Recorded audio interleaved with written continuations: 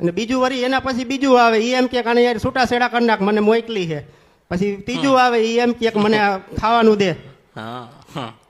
પછી અમે ગયા ને તો જોગણીમાન મંદિર એવું કીધું કે સાધના હે ને સંભોગ સાધના હે ને. મેં કીધું આવી કોઈ સાધના આપણે કોઈ જોઈ નથી ને જાણી નથી.